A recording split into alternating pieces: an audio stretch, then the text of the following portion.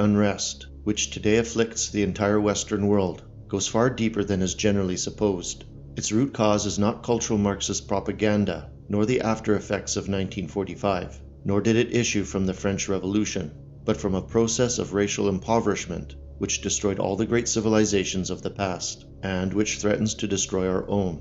This grim blight on the health of civilized society was correctly diagnosed in the 19th and early 20th centuries. However, in the period since, this recognition has been deliberately obfuscated by every Western institution and government, with heavy penalties laid against any who dare speak of it. For it is the taboo which keeps the present liberal socialist system in order, as it swiftly carries European culture to the brink of its extinction. Civilization is complex.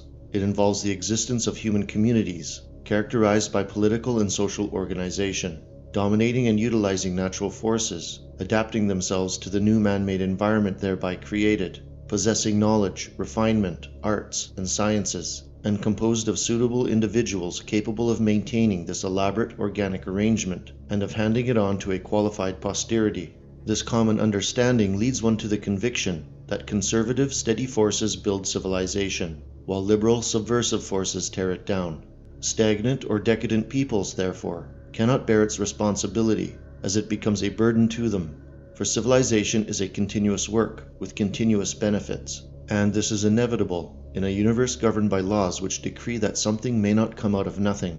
Civilization follows these laws. It is not a cause, but an effect of sustained human energy springing from a creative biological urge that is fundamentally conditioned by race. And because the foundation stones of high civilization are established by culture, and because culture and race are interlinked, civilization cannot be created nor sustained for very long without the latter pair.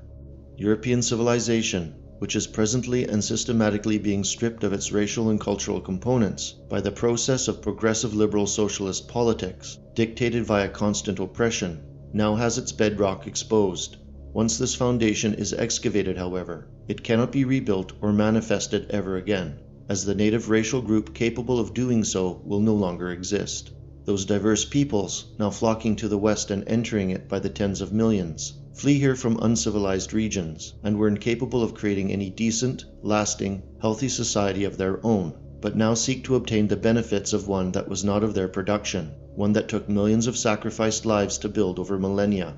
The chaos this will undoubtedly cause shall affect the well-being of all of humanity for over the next 10,000 years, and this is by design.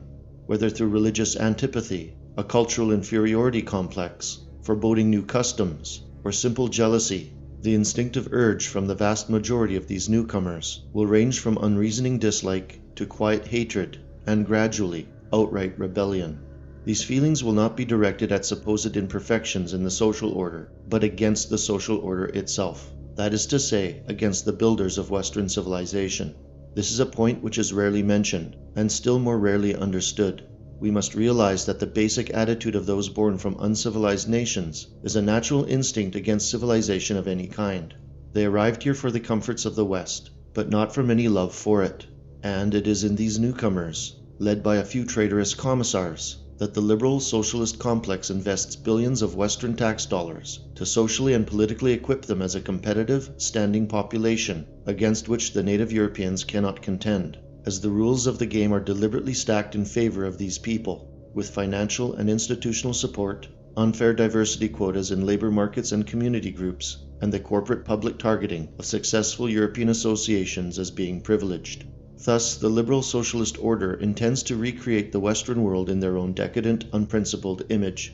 By using an influx of 100 million undermen, with many millions more on their invitation lists, this coterie hopes to racially impoverish Europeans with new livestock, to fabricate an anarchic, civilization-breaking human type.